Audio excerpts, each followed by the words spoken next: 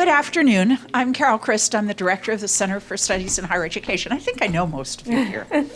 And we are delighted this afternoon to have the opportunity to hear Ami Zusman talk about her work. Ami is someone we had the great luck to attract to the center when she retired from the office of the president. She's a research associate at the Center for Studies in Higher Education. Her research at the center has been primarily focused on a phenomenon that I find really fascinating, which is the emergence and expansion of new kinds of professional doctoral degrees, many in fields that had never required doctoral degrees for being a professional practitioner, and the implications of these new degrees for access to the professions. Ami previously served as the coordinator of graduate education planning and analysis for the University of California system, so obviously has a great deal of expertise in this area. She also worked on student outcomes assessment. She developed long-range graduate enrollment plans for the UC system, created instruments to measure and compare graduate student success, and she was the lead UC liaison for the National Council on Research's assessment of doctoral programs.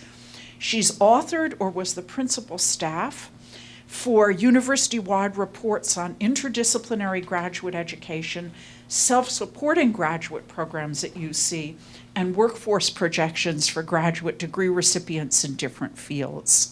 So I'm so delighted that she has agreed to share her research with us. Thank you so much, Carol. As Carol said, what I'm going to talk about today is the creation and growth of new kinds of doctoral degrees, of professional doctoral degrees. And as the title of my talk says, I'm going to ask the question, if clothes make the woman or the man, does a doctorate make a professional? As some of you know, I have been working on this for a while. In fact, started getting interested in it when I was at UC Office of the President at a time when some of these new kinds of professional doctorates were just being developed, and UC and CSU were, which at the time did not have authority to offer any of them, were considering whether to start them up and what this would mean for California higher ed. As I got to know more about these professional doctorates, I became especially interested in how much they've grown and looking at what's really driving this tremendous amount of growth in the last 15 to 20 years. Are they justified? And what are the outcomes? So I'm going to be talking about professional practice doctorates, or I'm going to often use an abbreviation on my slides and maybe my talk of just PPDs, fewer syllables. The definition for this comes primarily from the U.S. Department of Education's IPEDS unit, which says in part, the professional doctorates are a doctor's degree that provides the knowledge and skills for the recognition, credential, or license required for professional practice.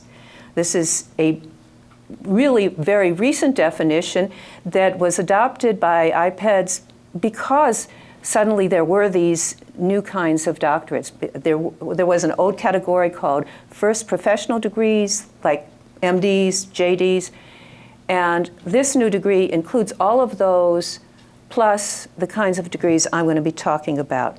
But I've modified the degree a little bit to talk both about entering degrees for entering into practice, which is what IPEDS focuses on, and what are called advanced or post-professional degrees, because many of these degrees started out being for people already in the field who are going to get an advanced degree, and then some of them are moving toward being required as in order to enter into the profession, to become an audiologist, to become a physical therapist.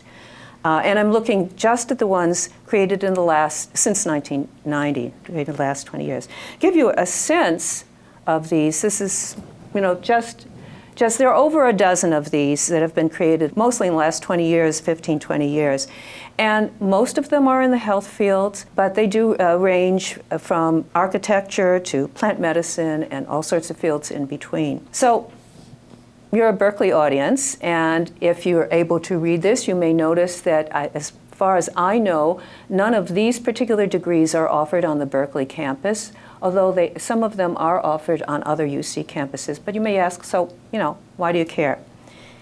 Well, I think there are a number of reasons why these are really important degrees. First of all, as I said, these are like, but they're also unlike the older kinds of professional doctorates. They have some new characteristics. And as Carol mentioned, they're often in fields that never had doctorates, and yet they're being now either required or increasingly being expected for individuals to enter the profession. Again, just sort of a quick look. The red there are the new professional practice doctorates that I'm focusing on. You can see there was a whole bunch of new doctorates from optometry, doctor of pharmacy, and so on in the 1940s to 60s. But then since 1990, there have been even larger numbers in a really short time. So there's really been a quickening of the pace of the creation of these new doctoral degree titles in the past 20 to 25 years. Not only have new doctoral degree titles been started up, but in many areas, the programs and enrollments in them have skyrocketed. This you can see in this graph, which shows the two big fields among these new professional doctorates. The red line is physical therapy, the blue is nursing practice, and they've just shot up. Overall, I estimate there are over 650 programs, starting from maybe a dozen or so in 2000 or so. There are now over 650, over 13,000 degrees, I estimate, were awarded in the past year, and enrollments are more than 50,000. Now, this is still a small percentage of the number of total doctorates awarded in the U.S. But again, I suggest that they have a lot of serious and significant implications. First of all, again, as Carol mentioned, as for access to the professions, if now in order to become one of these fields in optometry, or perhaps not optometry, that's an older one, physical therapy, perhaps in the future occupational therapy, you now have to have a doctorate. They also have implications for how professionals will be prepared, for the quality of service to clients and society, for institutional missions and resources. And particularly in California, this raises questions about the master plan for higher ed, because many of these new programs are in institutions that until recently did not have authority, such as CSU, to offer these kinds of doctorates, but were offering master's programs in these fields, and then were being called on to turn their programs into doctorates. And finally, there are questions about what does it mean to have a doctorate. So let me turn to 4 questions that I'll talk about today. First, what do these new kinds of doctorates look like? Who and what are driving the creation of these new doctorate titles, and once created, the expansion of them in to many different programs? What are the outcomes? How have they affected students, professionals, and programs? And finally, what are the broader policy implications of these trends? For this part of the study that I'm going to talk about today, I did case studies of 3 professional fields: audiology, physical therapy, and nursing practice. And I also analyzed 11 other professional fields, 3 more fields that have these newer kinds of professional doctorates, and 8 older professional doctorates, such as the MD and the EDD and so on, in order to get a comparison between the new ones and the older ones. So I'll talk just very briefly about the characteristics of these new kinds of doctorates. Just sort of an eyeballing.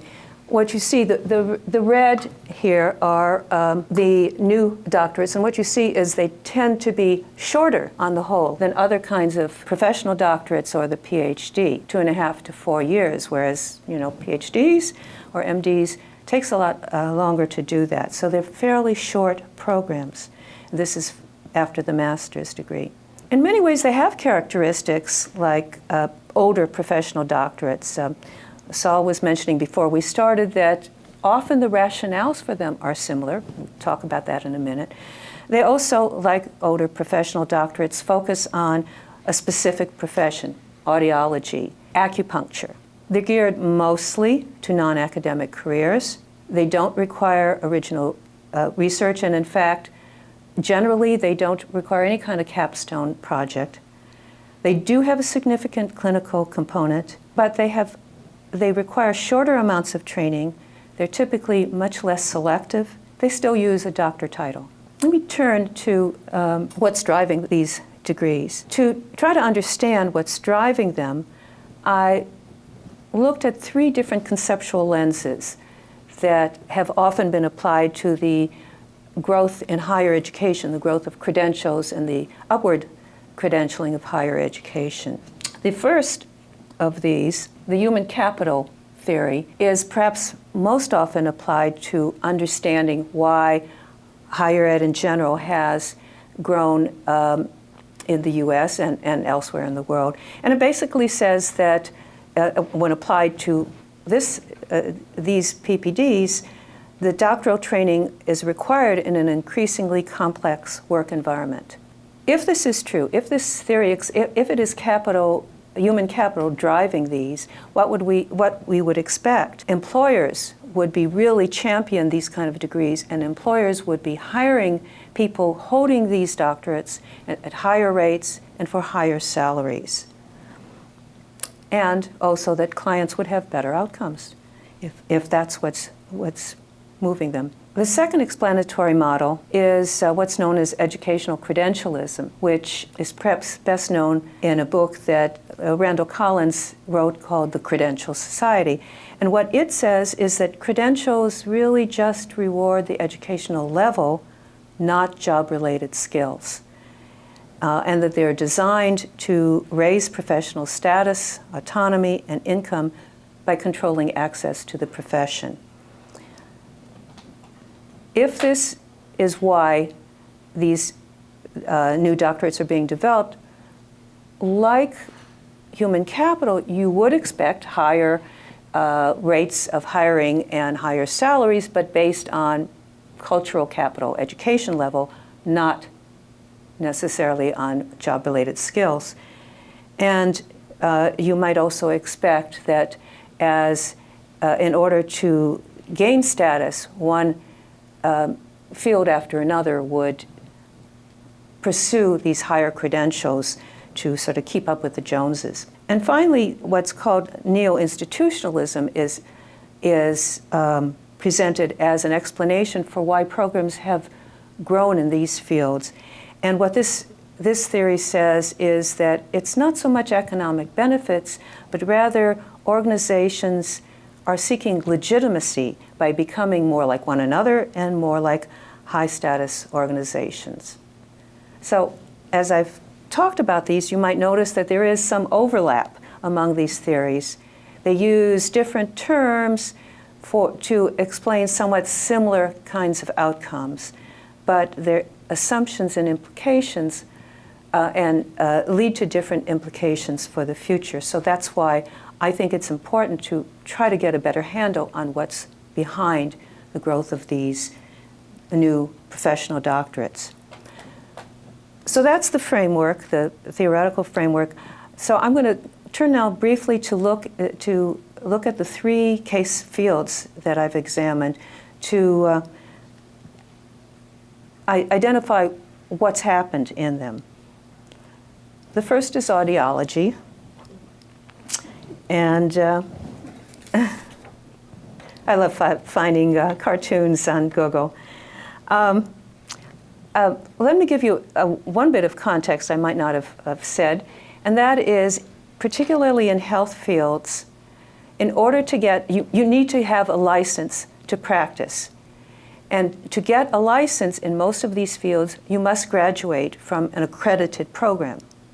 So the accreditor is really critical, not only in determining whether an individual can be licensed to become a professional, but whether programs can survive, because if they can't be accredited and with what individuals need, they go out of business. In audiology, as early as the 1980s, there were several professional associations that started talking about the need for a new kind of professional doctorate, not a master's as had been used up till then, and not even a PhD, but a new professional doctorate. And it was so that that audiology could be seen and to become more like other doctoring professionals. As one of the main associations said, the advanced level of training the professional doctorate mandates would ensure the highest standards of delivery of service, certainly a human capital argument, and would strengthen audiologists' position as autonomous practitioners. Others in the field said one of the main reasons for holding doctorates would be that it would make it easier for audiologists to lobby for direct access to patients, that is, not having to go through MDs, direct billing, and other professional necessities.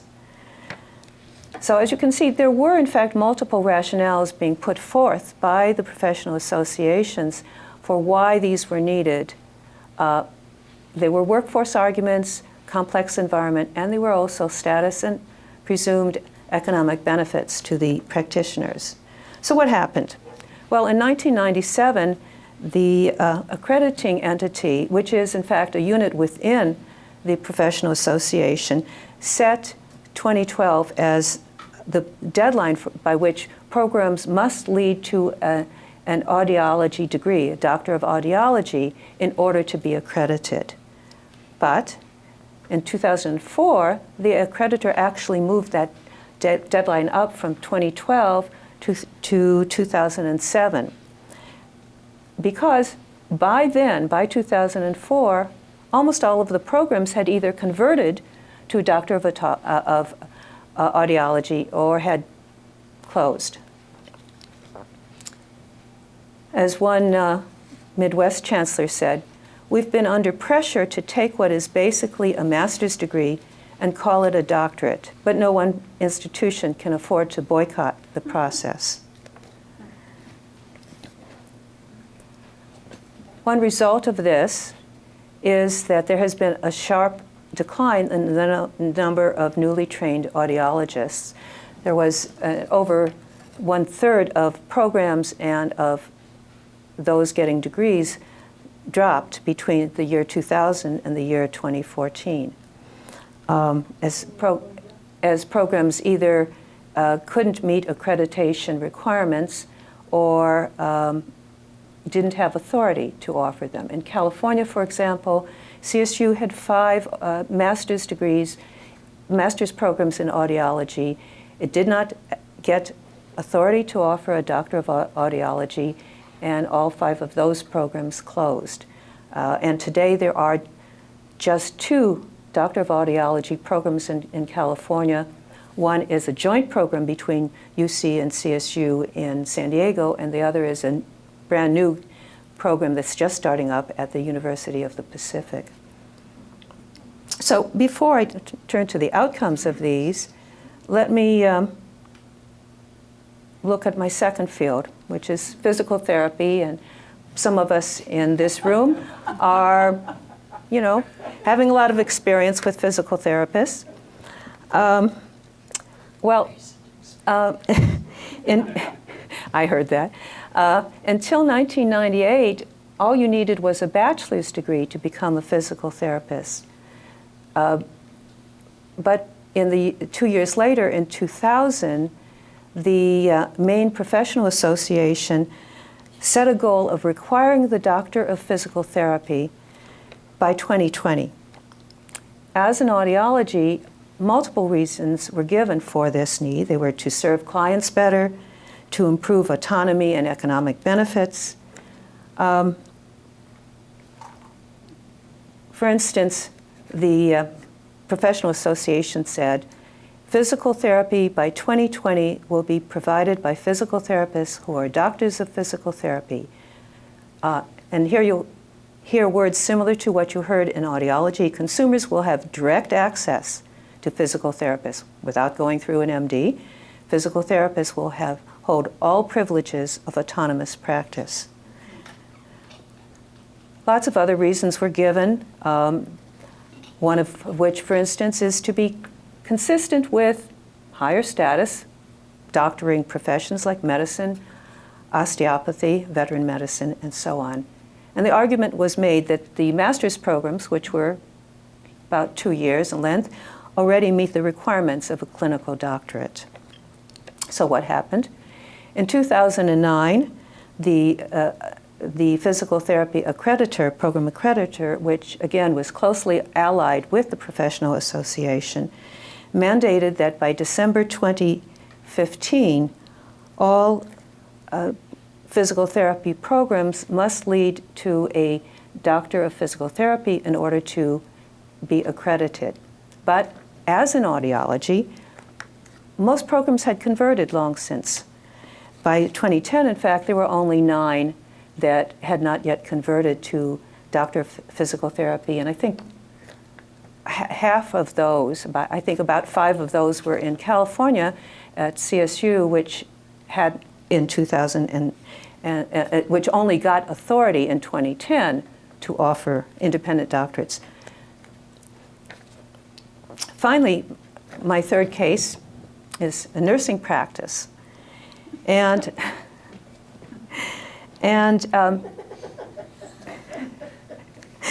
the for words are never spoken, probably. The doctor of nursing practice followed close behind the physical therapy in terms of rapid growth of programs and enrollments. In 2002, there were just 2 doctor of nursing practice programs, but by 2014, there were 264. The story for nursing practice is a bit different from the other 2. The professional doctorate in nursing practice was championed not by the Professional Association, but rather by nursing deans at colleges.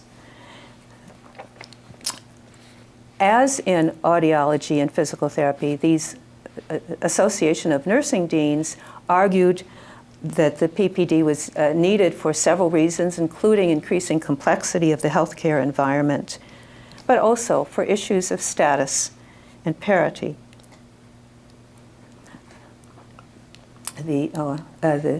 What they said was nursing educational preparation ought to be analogous to other health professions, again, other doctoral professions, such as the doctor of pharmacy, physical therapy, occupational therapy, latter by which had just had a few doctoral programs at a time.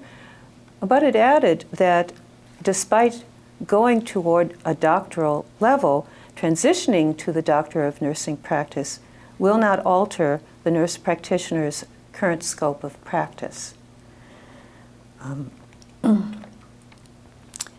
Missing, however, from this statement, unlike the other 2 fields, was any statement of what economic benefits this would have for practitioners in the field. And I would suggest that it was, in fact, for that reason that the main practitioner association was leery of the DNP, and until it was assured that current practitioners would not be disenfranchised if they did not have a doctorate. And after that point, it sort of largely remained neutral in this battle. However, once the title Doctor of Nursing Practice was fairly firmly established, it appears that many programs felt competitive pressures and perhaps pressures to be like their competitors, like the higher status programs to move to the doctoral program. As I said, there was a rapid increase in programs in nursing practice, Doctor of Nursing practice. One expert in the field said, most schools of nursing with graduate programs feel tremendous pressure, whether or not they have the resources to mount quality DNP programs, to convert to DNP programs that prepare nurse practitioners for entry to practice. It also provided an opportunity for other programs to move to the doctoral field. As one Midwest administrator told me, doctoral programs give status to the faculty and status to the campus. So what happened in this case? Well, here too, the professional associate, well, the Nursing Association set 2015 as the deadline by which it assumed that those entering into the profession of nurse practitioner would complete a DNP to enter the field. But unlike in audiology or physical therapy, the accreditor has so far refused to mandate that this happened.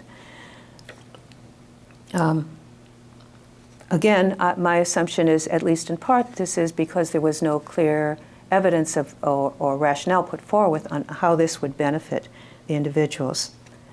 So, given this history,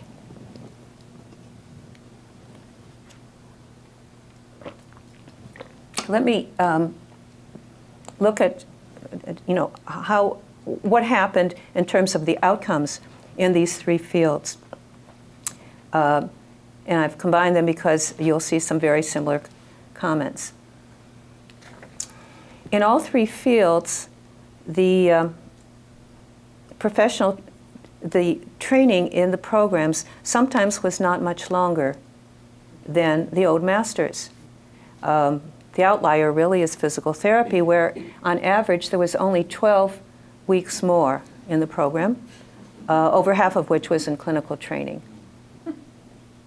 In audiology, the program itself went from 2 years to 4, but the old master's program, after you completed the old master's program, you needed a year of clinical fellowship, so the additional time to get a license was an additional year. It is an additional year, but it's one additional year. In nursing practice, it's on average about 2 years, but programs vary widely in how long they are, their career goals for their students, and their requirements. However, despite the sometimes short programs, student costs and student debt are much higher.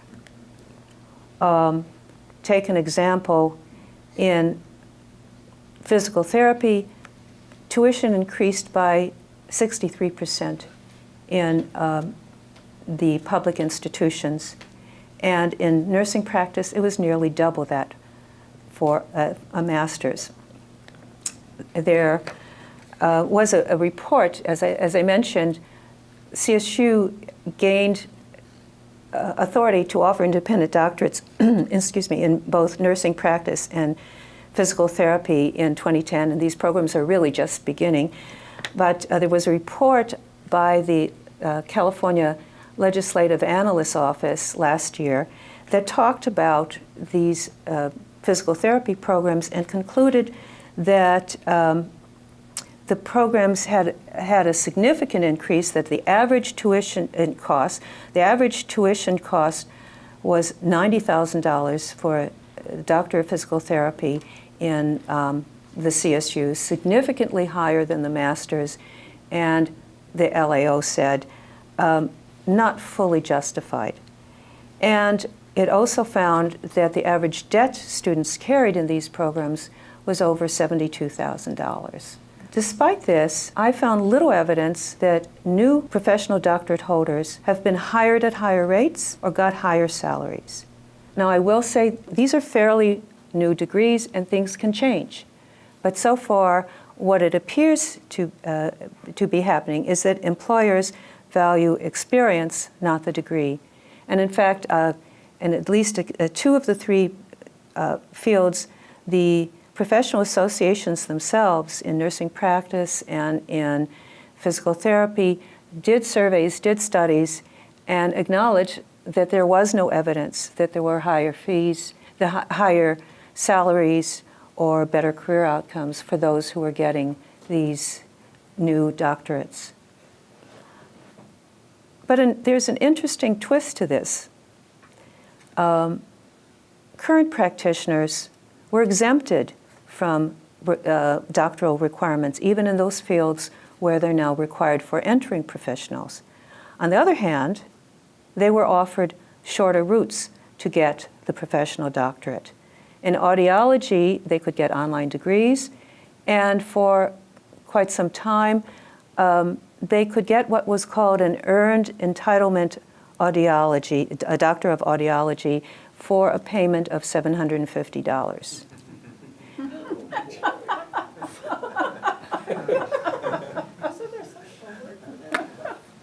So, and about half of all current practitioners utilized these routes before they were effectively closed.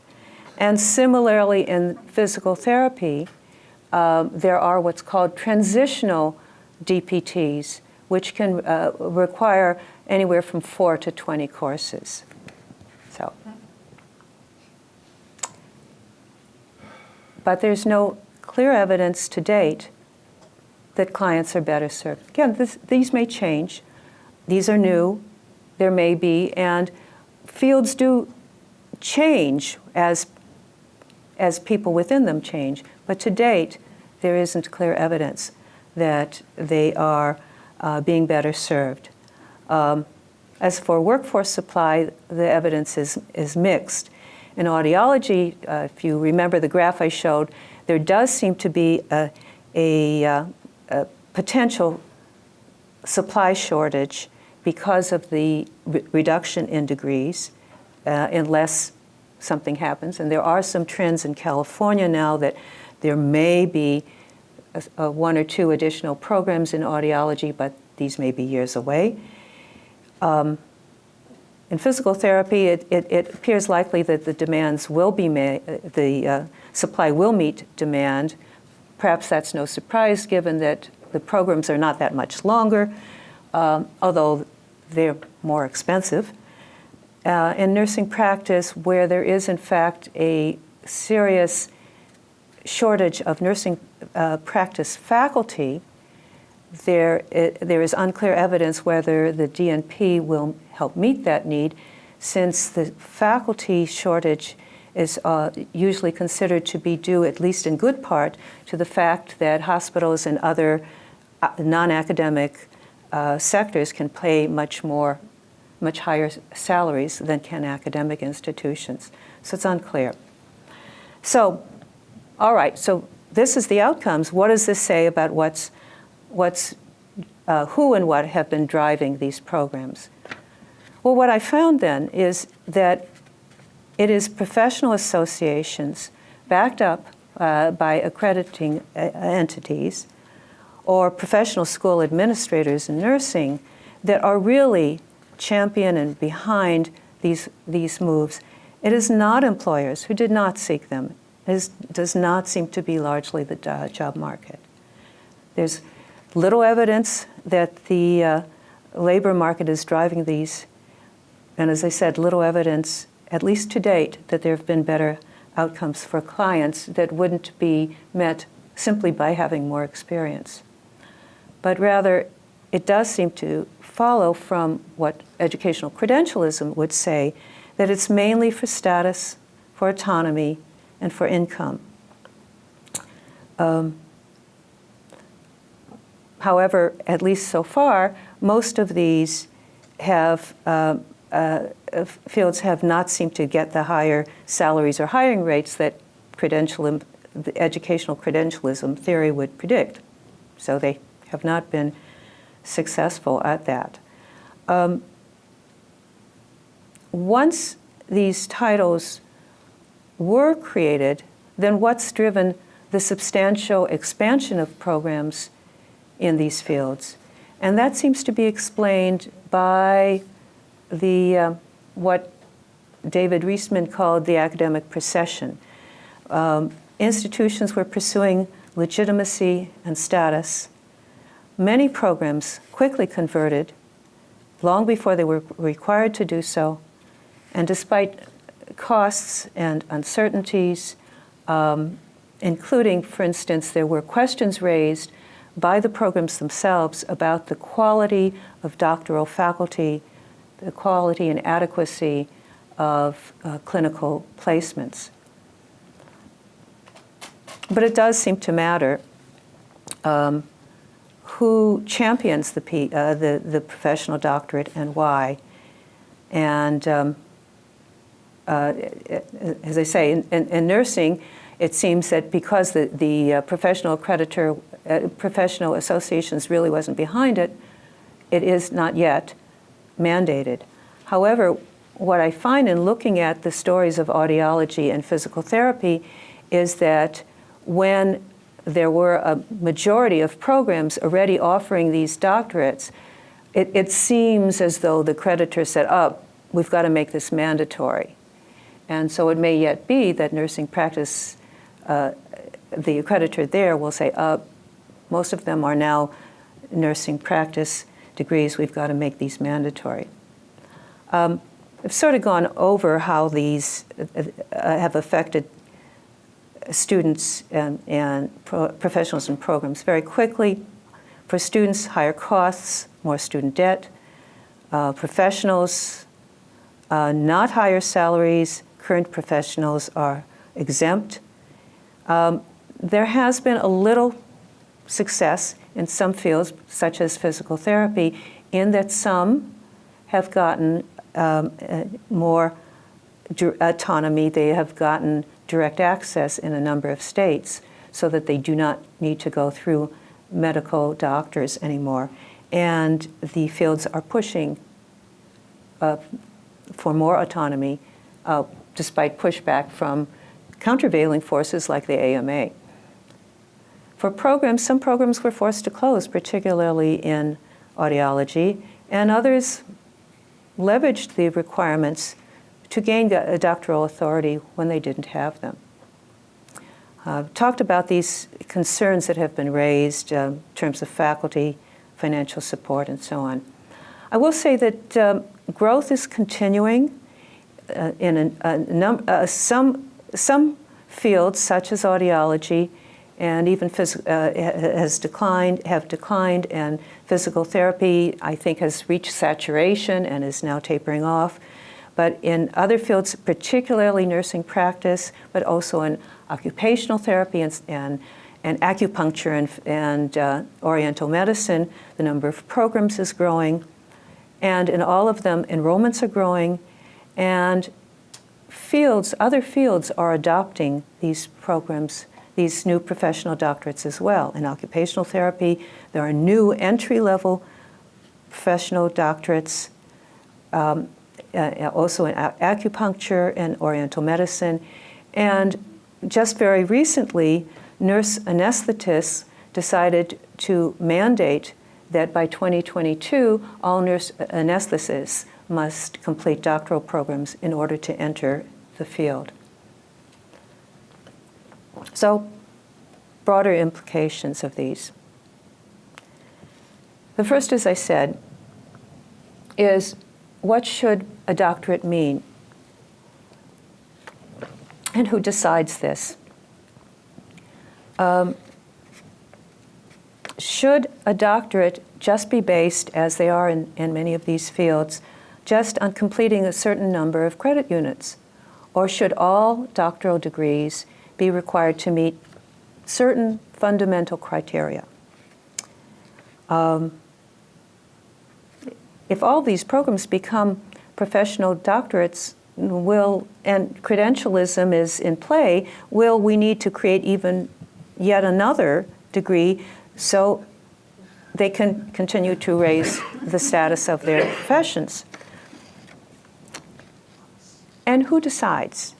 In many of these cases, it is the professional associations and their allied accreditors that have been determining what degrees institutions offer. Now, program accreditors in these health fields are very important in setting standards, but should they also be determining what degrees are being awarded, or should it be the faculty in the universities, the regional accreditors, and so on, and the various stakeholders to determine what is the appropriate degree? Access is a key question. As the three cases illustrate, there has been rising tuition in these fields. My data suggest that, especially given shrinking public support, much of the increase in costs for these programs are being borne by students in terms of higher fees, and you're getting much higher student debt tuitions. So will this impair the ability of low-income individuals to enter these kinds of professions? And there are costs for these for the institutions. Even if they're just extending the programs a little bit, these are clinical programs and they're expensive. So that's why they're relying on tuition, but there's also a limit to how much you can raise tuition based on students' ability to pay, and often based on legislators' unwillingness to allow institutions, public institutions in any case, to expand these. And for the higher education system-wide resources, there are questions, such as in California's, who should be doing what? Will doctoral resources be directed to, in our case, from UC to CSU? But alternatively, if the research university in this state, UC, is unwilling to create these programs, what then? What if these are fields that now have been mandated to offer doctorates, and the comprehensive institution doesn't have authority to offer them, and the research university is perhaps somewhat reluctant to do so? And finally, I think the most important question that needs better answers is that will these new professional doctorate degree holders serve clients better? If they do, if they serve clients better, if they help fill clinical faculty positions, if they lead to higher salaries and better career outcomes, they may be well worth these costs. But so far, the evidence of this is limited. Thanks.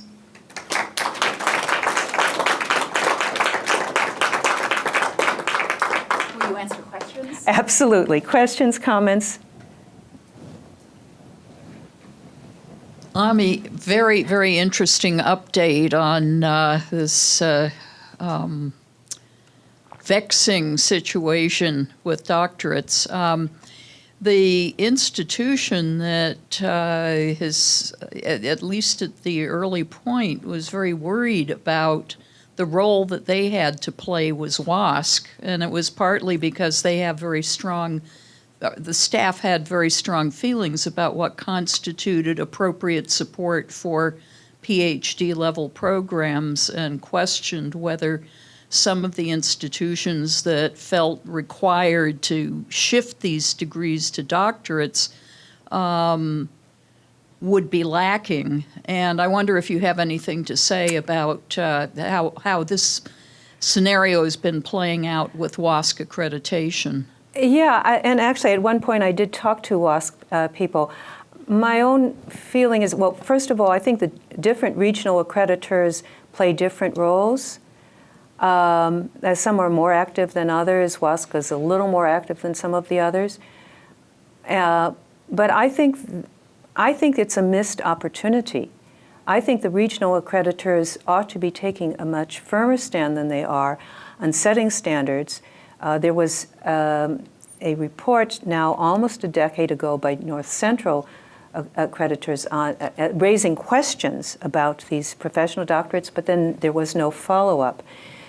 WASC as I've looked at it, has largely deferred, and as have other regional accreditors, have largely deferred to the recommendations of the program-level accreditors, the accreditor in audiology, the accreditor in physical therapy. So I think they haven't taken a stance. And of course, in California, there is no longer a California Post-Secondary Education Commission that might raise some of those questions as well. I'd like to ask you to go a little deeper on what you meant by direct access, which is driving several of these. Mm-hmm. I think of an audiologist as somebody who's an independent practitioner. Are we thinking of the ability to get health insurance coverage, or the need for referrals, or what? Yes. Referrals is a big one. That I know when I talked at one point to physical therapists, faculty, they were eager that they not be required to, that people not have to go through an MD to be referred. They wanted to have that pool so that they could, they could tap into that pool of potential people needing physical therapy immediately. And I understand in 2013, California did pass legislation that if health plans agree to this, you can do that. I don't know if mine does or whatever. But yes, it's referrals, it's also billing, it's the assumption that if you don't have to go through a doctor, they will be able to get more people who will say, oh, I'm not going to first see my doctor who will then recommend me. I will be able to call immediately the physical therapist and get seen right away. And therefore, I will have that a much better access to clients.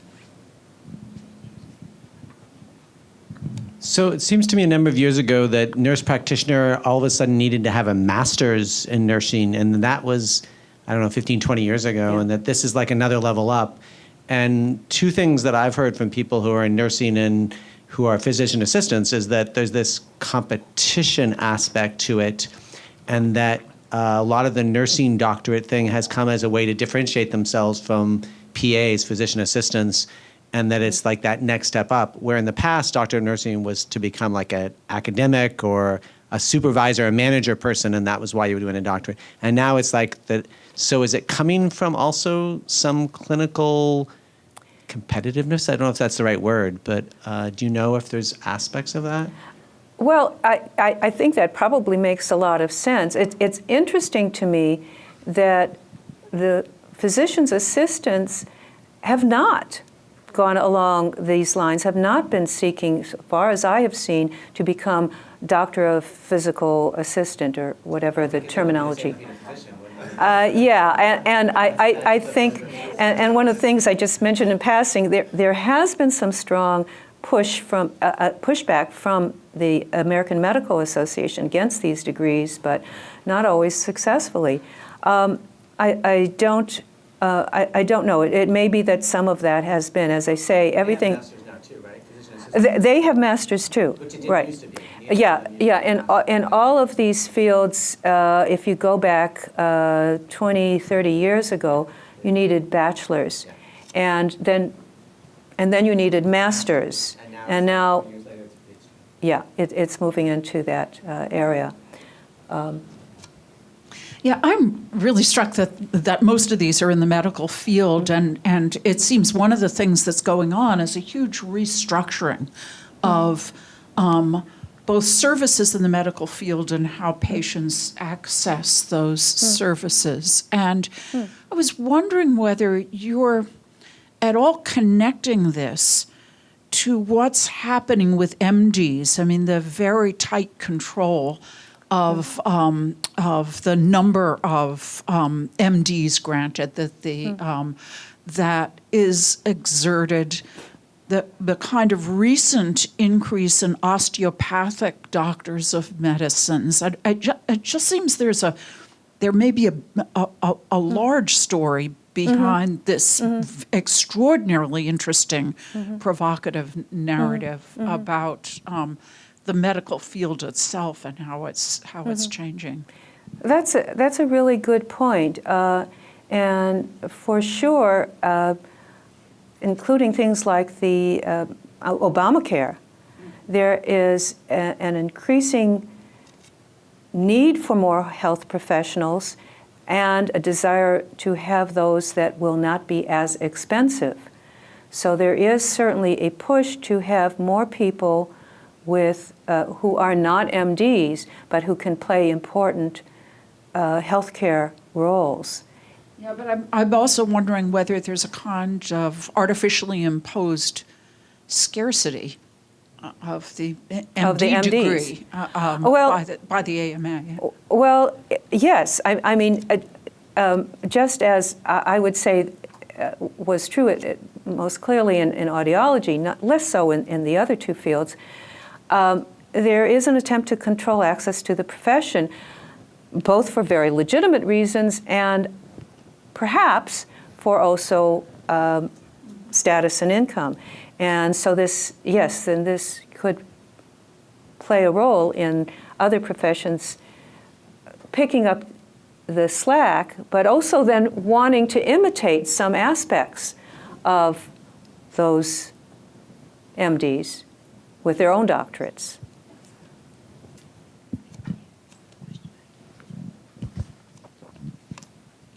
So, Ami, I just got hearing aids, as you know, and so I have some experience with audiologists, very recent, and I know your research because we've talked about it over the years. So I was sensitive, or sensitized, I should say, to differences. So I went to 4 people, and I was doing my own research. And then a 4. So one was a regular ENT guy. No problem there. So I'll put him out. He didn't give me a hearing aid. So I went to a person, and I always asked them what their training was. So the first person I saw had an MA in audiology from one of the Cal State Sacramento, I think, and probably in her mid-40s. The second person I saw had a doctor of audiology from, I think, Vanderbilt University with a plaque in her office and insisted on being called doctor and literally wore a white coat. And the third person was a hearing aid specialist with about 18 months of training. I think that's what's required in California at Costco. Now, so there are, and all these people are audiologists selling hearing aids. They all did exactly the same thing. Gave me a hearing aid test. They wouldn't take each other's results. The results were identical with every. I brought all the test results. They were identical. They all insisted on doing their own tests, and they got the same results. So there were no differences there, and they each had their own favorite brand that they were selling, so there was no similarity in terms of what they were recommending across the board. And in terms of price, the MA had the most expensive. The Doctor of Audiology was a close second, and Costco was third at the bottom. But not because of lack of training, but because of the business model that Costco has implemented that is in direct competition with independent audiologists. The model of buying high volume, a limited number of hearing aids at high volume, and then a store within a store model, which reduces overhead significantly. You see this in the pharmacies in Safeway now. So my observations were I got no difference in service from any of these people, or I couldn't notice any difference in quality. But what the degree, the Doctor of Audiology did for this one person, N of 1, was to make her look like a real doctor. I mean, she didn't want me to call her by her first name, Susanna. It was Dr. So-and-so. And she had a white coat, which puts a distance between her patient and her and establishes status and authority between the patient and her. At a time when many MDs are now abandoning the white coat for exactly that reason. They're adopting it, was my observation. And then, so I finally bought my hearing aids from Costco because they were the cheapest by half. And I think that partly why, not completely, but partly why these professions, and this is just my own little hypothesis, are adopting higher levels of credentialing is because not only because they want to look like doctors, and many people can't distinguish between an MD. If you call yourself a doctor, they immediately think you're an MD, in the general world, and a PhD, but they can't distinguish between a doctor of audiology and a PhD. And so they become medical doctors in patients' eyes. But also there's a whole proliferation of people in those fields who are also practicing with much less training. And it's a need to distinguish themselves from the lesser trained people that I think is also an impetus toward acquiring higher level degrees that give them the title of doctorate. And I think both processes are going on. As far as I could tell, unless you had a very specialized hearing aid problem, which I don't have, the people at Costco were just as well equipped as the doctor of audiology. Now, Yeah. they don't want to hear that, but that was my experience. No, I think what you're pointing up is pretty much what I've found, and what I'm saying is that they're trying to make themselves more valuable, and as their prior degrees lost their cachet, and this is what educational credentialism argues, is that as master's degrees weren't quite as valuable, then you had to go, because there was more similarity with others in the field, then you had to go to another step. And it becomes increasingly difficult to distinguish among a doctor and a doctor and a doctor. There's also a proliferation, as I was trying to say, maybe not so well, Yeah. of lower status people called nurses. I mean, who can tell the difference between an RN and, oh my God, a CPN, and then there's the DPT, the doctor of nursing practitioner. Yeah. There's this incredible proliferation of titles. Yeah. That people don't know what they mean. And you put on all these titles on your board for all these. I said, oh my God, that's what that title means. I've seen it against people's initials. I had no idea. So there's a title proliferation going on in these fields, both at the low end and also at the high end. And so there's not just nurses or not just doctors or not just audiologists. Yeah, agree. Yeah, I think a lot about the highest degree that an institution offers. And one example is a lot of community colleges in various states are now offering bachelor's degrees. California is the newest kid on the block, but it's about 20, 25 states. Same thing's happening with doctorates and something in California. Do you have any idea how common it is that there are master's level institutions in other states that have just offered their first doctorate because of this kind of thing? Yes, there are. I don't know the numbers, but I know that in several states, well, again, take physical therapy. You either had to be able to offer a doctorate, partner with another institution, or close shop.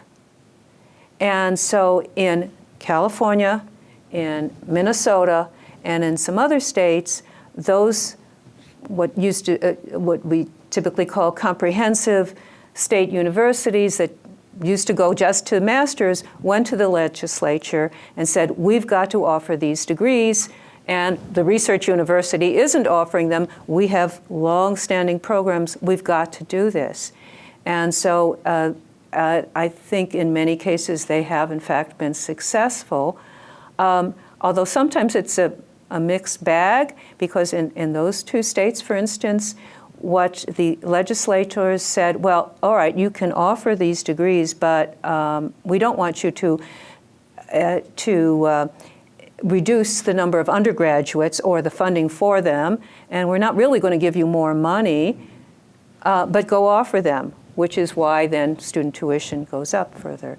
But yes, it's happening, and I think the move of community colleges to offer bachelor's degrees is a very similar phenomenon.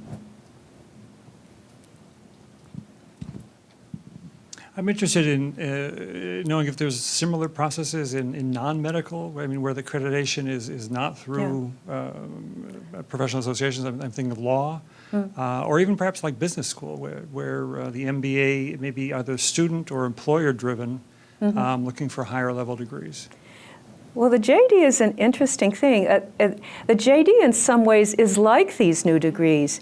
It offered. There was a JD, I think, around 1903, and then the schools realized, it was like 2 years or something, the schools realized that maybe it wasn't really a doctorate degree, so they called it an LLB. And then in the 1960s, very quickly, they all became JDs. And there was very little change. In fact, from what I've read, there was no change in the curriculum or anything. But they were suddenly they were Juris Doctors. There is a Doctor of Business Administration, which it seems to be interesting. Both the EDD, the Doctor of Education, and the Doctor of Business Administration started out as pretty much research-oriented degrees, and now there was an analysis a couple of years ago by NSF that said, well, most of them no longer are. They're more like these practitioner degrees. So there is a movement toward them. But the health fields do have the power of the accreditation to force these changes, whereas in education and in business, you don't have that. So there may be institutional prestige. Excuse me? Would it be more of a market or an institution? Yeah, so it seems clearly that that's what happened with the JDs, that, again, after a number of institutions said we're JDs, the others said, oh, well, we better offer a JD too. But it's easier then for other forces in those fields, such as a state, a regional accreditor or a state coordinating agency, should there be one, to say, well, no, that's not an appropriate degree for you to offer. In the health fields, it's really the accreditor, the program accreditor really has the clout ultimately to determine, which is, as I suggest, questionable to do that. Ami, everything I know about this subject I learned from you. And then when we both retired in the same year, I stopped thinking about it. I'm really delighted to see that you've kept the fire burning, because this was a huge conundrum for us. Resources, politics, the times made it very difficult for us to pursue the question on a policy level at the Office of the President back, whatever, 2000, whatever, 7 Whatever years it ago was. whatever that is, Previous. 7, 8, 9, 10 years ago. But we were deeply worried about this from an academic perspective. And I remember and it's still a conundrum to me, the problem, and mostly it is health related, was that there was no place to go. And how could you have become part of, even if we could have been part of a national conversation in those really difficult days in the mid-2000s, that where would a national conversation take place that was larger than any specific field of health? I mean, this very incestuous situation of accreditors, requiring their own, programs is just like that. The conflict of interest is just way too obvious. But there was no other there. Our history has always been the AMA, was kind of made decisions for the entire healthcare industry, which is no longer true at all, obviously. Yeah. They've lost their clout, but there wasn't any place to go on that particular side.